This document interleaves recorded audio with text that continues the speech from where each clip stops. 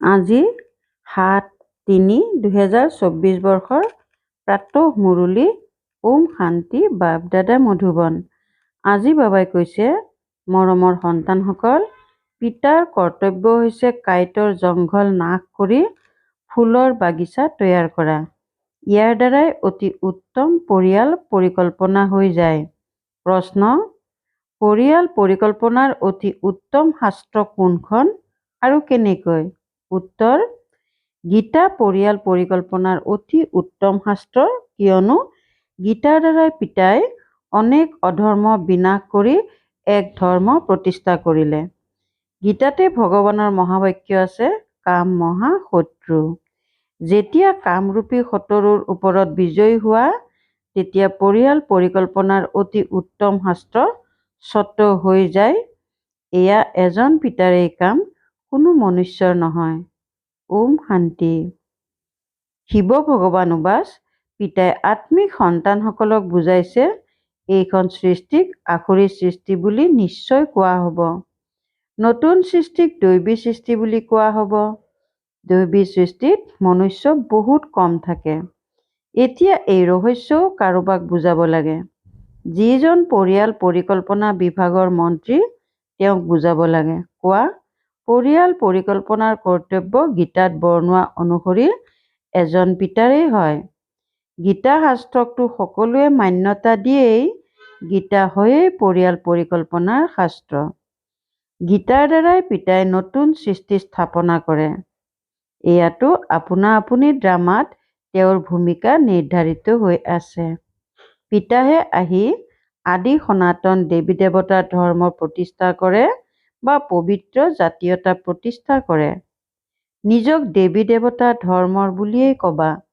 গীতাত ভগৱানে স্পষ্টকৈ কৈছে যে বাকী সকলো ধৰ্ম নাশ কৰি এক ধৰ্ম প্ৰতিষ্ঠা কৰিবলৈ মই আহোঁ।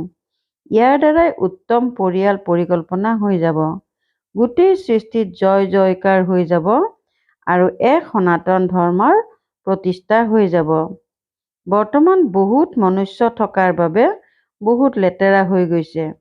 তাৰ পশু পক্ষী আদি সকলো সুন্দৰ হ'ব। যাক দেখিলেই মন আনন্দিত হৈ যাব। ভয়ৰ কোনো কথা নাই। পিতাই বুজায়, তোমালোকে মোক এইবাবেই মাতিছা যে আহি পৰিয়াল পৰিকল্পনা কৰক, অৰ্থাৎ পতিত পৰিয়ালক উভতাই লৈ যোৱা। পবিত্ৰ পৰিয়াল স্থাপনা কৰা। তোমালোক সকলোৱে কৈছিলা, বাবা আহি পতিত সৃষ্টিৰ নাশ বিনাশ কৰি পবিত্ৰ সৃষ্টি ৰচক। এয়া বাবাৰেই পৰিকল্পনা। দেখিলেই মন আনন্দিত হৈ যায়। লক্ষ্মী নাৰায়ণক দেখিলে তোমালোকৰ মন আনন্দিত হৈ নাযায় জানো? তাততো যেনেকুৱা ৰজা ৰাণী, তেনেকুৱাই প্ৰজা সকলো উত্তম হয়। এয়া পৰিয়াল পৰিকল্পনাৰ যুক্তি ড্ৰামাত নিৰ্ধাৰণ হৈ আছে। তোমালোক সন্তানসকলে বুজাব লাগে, পাৰলৌকিক পিতাইতো সত্যযুগৰ পৰিকল্পনা সুন্দৰকৈ কৰে। কাঁইটৰ জংঘলকেই বিনাশ কৰি দিয়ে। এই খেৰৰ জুমুঠি স্বৰূপ সৃষ্টিত জুই লাগি যায়। এয়া পিতাৰেই কাম। তোমালোকে একোৱেই কৰিব নোৱাৰা। যিমানেই চেষ্টা নকৰক কিয় সফল কোনো হ'ব নোৱাৰে। পিতাই কয়, যি কাম বিকাৰক তোমালোকে নিজৰ মিত্ৰ বুলি ভাবা, সেই বিকাৰেই হৈছে বহুত ডাঙৰ শত্ৰু। বহুত আছে যিসকল তাৰ মিত্ৰ হৈ যায়। বাবাই হুকুম দিয়ে, তোমালোক ইয়াৰ ওপৰত বিজয়ী হোৱা। তোমালোকে বুজোৱা, বাবাই কৈছে কাম মহা শত্ৰু। বেচেৰাহঁতে গমেই নাপায় যে পৰিয়াল পৰিকল্পনা কেনেকৈ হৈ আছে। এয়াতো কল্প কল্প অনুসৰি ড্ৰামা অনুসৰি পিতাই কৰি আহিছে। এয়া আকৌ হ'বই। সত্য যুগত বহুত কম মনুষ্য থাকে। ইয়াত চিন্তা কৰাৰ কোনো কথা নাই। পিতাই বাস্তৱত এই কাম কৰি আছে। তেওঁলোকে কিমান মগজু খটুৱাই থাকে, শিক্ষামন্ত্ৰীকো বুজোৱা। বৰ্তমানৰ চৰিত্ৰ কিমান বেয়া, দেৱতাসকলৰ চৰিত্ৰ কিমান ভাল আছিল। তোমালোকে নিশ্চিত হৈ ভাষণ দিয়া। কোৱা, এয়া আপোনালোক মন্ত্ৰীসকলৰ কাম নহয়। এয়া উচ্চতকৈও উচ্চ পিতাৰ কাম। এই দেৱতাসকলৰ ৰাজ্যত এক ধৰ্ম, এক ৰাজ্য, এক ভাষা আছিল, কিমান কম মনুষ্য আছিল, কিন্তু এনেকৈ যুক্তিৰে শুনাবলৈ বহুত কম সংখ্যকেহে জানে। তেওঁলোক আত্মিক স্থিতিত নাথাকে। তেওঁলোকক এই লক্ষ্মী নাৰায়ণৰ চিত্ৰ দেখুৱাব লাগে, এই পৰিয়াল পৰিকল্পনা পিতাইহে কৰিছিল। এতিয়া পুনৰ কৰি আছে, এওঁলোকৰ ৰাজ্য স্থাপনা হৈ আছে। বাবাই কৈছে, এই লক্ষ্মী নাৰায়ণৰ চিত্ৰ সদায় সন্মুখত ৰাখিবা আৰু খুব চাকি বন্তি আদি জ্বলাবা। প্ৰভাত ফেৰীত ইয়াৰ ট্ৰান্সলাইটৰ চিত্ৰ থাকিব লাগে, যাতে সকলোৱে স্পষ্টকৈ দেখা পায়। কোৱা, আমি এয়া পৰিয়াল পৰিকল্পনা কৰি আছো, যথা ৰজা ৰাণী তথা প্ৰজা। দৈৱী ৰাজ্য স্থাপনা হৈ আছে, অন্য সকলো বিনাশ হৈ যাব। তোমালোকে কোৱাও যে, হে পতিত পাৱন, আহক আমাক পাৱন কৰি তোলক। তেনেকুৱাটো পিতাইহে কৰি তুলিব পাৰে। এক দেৱী দেৱতা ধৰ্মহে পবিত্ৰ, অন্য সকলো বিনাশ হৈ যায়। কোৱা, শিৱ বাবাৰ হাততহে এই পৰিকল্পনা আছে।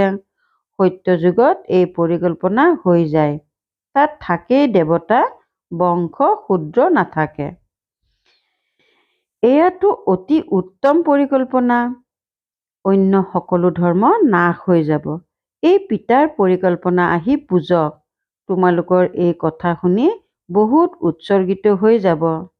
এই মন্ত্ৰী আদিয়ে নিৰ্বিকাৰী পৰিকল্পনা কেনেকৈ কৰিব? পিতা যি উচ্চতকৈ উচ্চ ভগৱান, তেওঁ এই পৰিকল্পনা কৰিবলৈ আহে। বাকী অন্য সকলো ধৰ্ম নাশ কৰি দিব। এইটো বিষয় বেহত পিতাৰ হাততহে আছে। পুৰণি সামগ্ৰীক নতুন কৰি দিয়ে।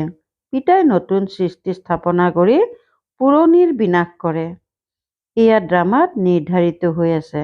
বুজাব লাগে, ভাই আৰু ভনীসকল, এই সৃষ্টি চক্ৰৰ আদি মধ্য অন্তক তোমালোকে নাজানা।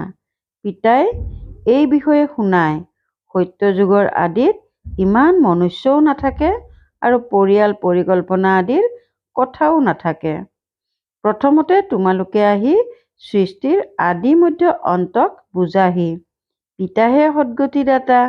সদ্গতি অৰ্থাৎ সত্যযুগী মনুষ্য। আৰম্ভণিতে এই দেৱী দেৱতা বহুত কম সংখ্যক আছিল। উত্তম ধৰ্ম আছিল। বাবাই ফুলৰ উত্তম পৰিকল্পনা কৰে। কাম হৈছে মহাশত্ৰু। আজিকালিতো ইয়াৰ বাবে প্ৰাণো দি দিয়ে। কাৰোবাৰ প্ৰতি অন্তৰৰ আকৰ্ষণ থাকে। মা দেউতাকে বিয়া পাতি নিদিয়ে, তেতিয়া ঘৰতেই হুলস্থুল আৰম্ভ কৰি দিয়ে। এইখন হয়েই লেতেৰা সৃষ্টি। ইজনে সিজনক কাঁইট হৈ বিন্ধি দুখ দি থাকে। সত্য যুগততো ফুলৰ বৰষুণ হয়। গতিকে এনেকৈ বিচাৰ সাগৰ মন্থন কৰা। বাবাই ইংগিত দি থাকে, তোমালোকে সেইবোৰ পৰিশোধন কৰা। চিত্ৰও বিভিন্ন প্ৰকাৰৰ তৈয়াৰ কৰে। ড্ৰামা অনুসৰি যি হয় সেয়া ঠিকেই হয়। যিকোনো লোককে বুজাবলৈ অতি সহজ। সকলোৰে মনোযোগ পিতাৰ ফালে আকৰ্ষিত কৰিব লাগে। এয়া পিতাৰেই কাম। এতিয়া পিতা ওপৰত বহি থাকি এইটো কাম নকৰিব। কোৱাও হয়, যেতিয়াই ধৰ্মৰ গ্লানি হয়, আসুৰিক ৰাজ্য হয়, তেতিয়াই আহি এই সকলোবোৰ নাশ কৰি দৈৱী ৰাজ্য স্থাপনা কৰোঁ। মনুষ্যটো অজ্ঞান নিদ্ৰাত শুই আছে। এয়া সকলো নাশ হৈ যাব। যি নিৰ্বিকাৰী হয়, তেওঁৰেই পৰিয়াল আহি ৰাজত্ব কৰে। কোৱাও হয়, ব্ৰহ্মাৰ দ্বাৰা স্থাপনা কিহৰ? এই পৰিয়ালৰ। এয়া পৰিকল্পনা হৈ আছে। ব্ৰহ্মা কুমাৰ কুমাৰীসকল পবিত্ৰ হয় বাবে তেওঁলোকৰ কাৰণে পবিত্ৰ নতুন সৃষ্টি লাগে। এই পুৰুষোত্তম সংগম যুগ বহুত সৰু। ইমান কম সময়ত কিমান ভাল পৰিকল্পনা কৰি দিয়ে। পিতাই সকলোৰে হিচাপ নিকাচ নিষ্পত্তি কৰাই নিজৰ ঘৰলৈ লৈ যায়। ইমানবোৰ আৱৰ্জনা তালৈ লৈ নাযায়। চি আত্মা যাব নোৱাৰে। সেয়েহে পিতা আহি ধুনীয়া ফুল কৰি লৈ যায়। এনেকুৱা কথাবোৰৰ ওপৰত বিচাৰ সাগৰ মন্থন কৰা। তোমালোকে উপলব্ধি কৰি গৈ থাকা। পিতাই কয়, মই এক ধৰ্ম প্ৰতিষ্ঠা কৰাৰ বাবে তোমালোকক আখৰা কৰাই আছো। এই পৰিয়াল পৰিকল্পনা কোনে কৰিলে? পিতাই কয়, মই কল্প পূৰ্বৰ দৰে নিজৰ কাৰ্য কৰি আছো। আহ্বানেই কৰি থাকে যে পতিত পৰিয়ালৰ পৰিৱৰ্তন কৰি পাৱন পৰিয়াল স্থাপন কৰক। এই সময়ত সকলো পতিত। বিবাহত লাখ লাখ টকা খৰচ কৰে, কিমান উদযাপন কৰে, কিন্তু পবিত্ৰ হোৱাৰ পৰিৱৰ্তে অধিক পতিতহে হৈ যায়। তোমালোক সন্তানসকলে এতিয়া এই ঈশ্বৰীয় কাৰ্যই কৰিব লাগে। সকলোকে বুজাব লাগে। সকলো আখুৰি নিদ্ৰাত মগ্ন হৈ আছে। তেওঁলোকক জগাব লাগে। নিজে সুন্দৰ হৈ আনকো সুন্দৰ কৰি তুলিব লাগে। তেতিয়া পিতাৰো মৰম প্ৰাপ্ত হ'ব। সেৱাই যদি নকৰা তেনেহ'লে কি পাবা? কোনোবা যদি বাদশ্বাহ হয় তেন্তে নিশ্চয় ভাল কৰ্ম কৰিছিল। এয়াতো সকলোৱে বুজি পায়। এয়া ৰজা-ৰাণী, আমি দাস-দাসী, নিশ্চয় পূৰ্বৰ জন্মত কৰ্ম তেনেকুৱা কৰিছিল। বেয়া কৰ্ম কৰিলে বেয়া জন্ম পায়। কৰ্মৰ গতিটো চলিয়েই থাকে। এতিয়া পিতাই তোমালোকক ভাল কৰ্ম কৰিবলৈ শিকায়। তাতো নিশ্চয় এনেকৈ বুজিব যে পূৰ্ব জন্মৰ কৰ্ম অনুসৰি এনেকুৱা হৈছো। কিন্তু কি কৰ্ম কৰিছিল সেয়া নাজানিব। কৰ্মৰ গায়ন কৰা হয়। যিয়ে যিমান ভাল কৰ্ম কৰে তেওঁ সিমানেই উচ্চ পদ পায়। উচ্চ কৰ্মৰ দ্বাৰাই উচ্চ হয়। ভাল কৰ্ম নকৰিলে বাৰু মৰা কাম কৰে।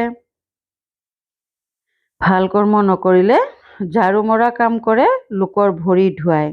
কৰ্মফল বুলিতো কয় নহয়, কৰ্মৰ তত্ত্ব চলে। শ্ৰীমতৰ দ্বাৰা ভাল কৰ্ম হয়। ক'ত বাদশ্বাহ, ক'ত দাস-দাসী। পিতাই কয়, এতিয়া পিতাক অনুসৰণ কৰা। মোৰ শ্ৰীমতত চলিলে উচ্চ পদ পাবা। পিতাই সাক্ষাৎকাৰো কৰায়। মাম্মা বাবা সন্তানসকল ইমান উচ্চ হৈ যায়, এয়াও কৰ্ম নহয় জানো? বহুত সন্তানে কৰ্মক বুজি নাপায়। অন্তিমত সকলোৰে সাক্ষাৎকাৰ হ'ব।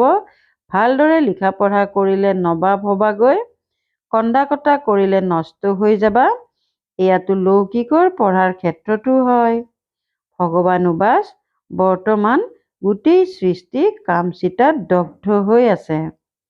এনেকৈ কয় যে স্ত্ৰীক দেখিলে স্থিতি অৱনমিত হয়। তাততো এনেকৈ স্থিতি অৱনমিত নহ'ব। পিতাই কয়, নাম-ৰূপ চাবই নালাগে। তোমালোকে ভাই-ভাইক চাবা। লক্ষ্য অতি উচ্চ। বিশ্বৰ মালিক হ'ব লাগে। কেতিয়াও কাৰো বুদ্ধিত এইটো উদয় নহয় যে এই লক্ষ্মীনাৰায়ণ বিশ্বৰ মালিক কেনেকৈ হ'ল। পিতাই কয়, মই তোমালোকক স্বৰ্গৰ মালিক কৰি তোলো। এই লক্ষ্মীনাৰায়ণ সৰ্বগুণসম্পন্ন আছিল।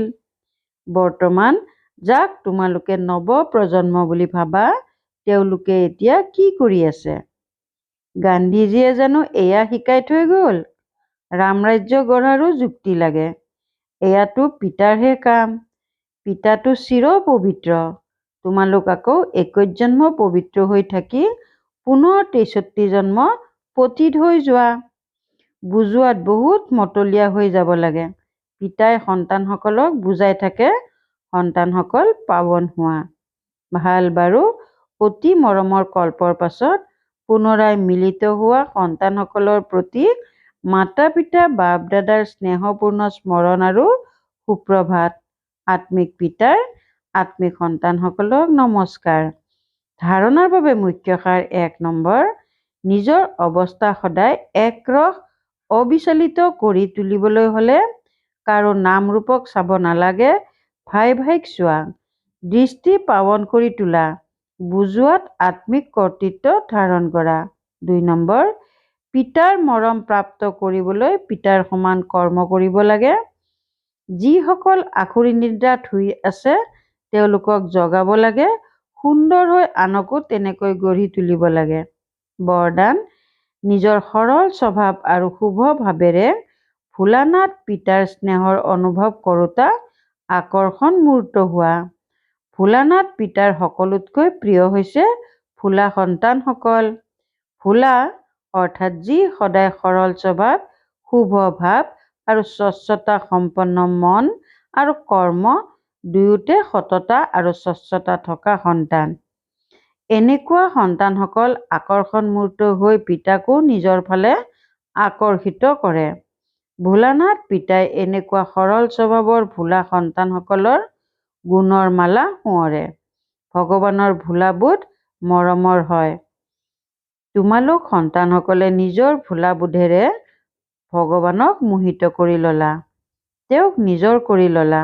শ্লোগান: নিজৰ চেহেৰা আৰু চলনেৰে গুণ আৰু শক্তিৰ উপহাৰ বিলাই দিয়াটোৱে শুভ ভাৱনা, শুভ কামনা।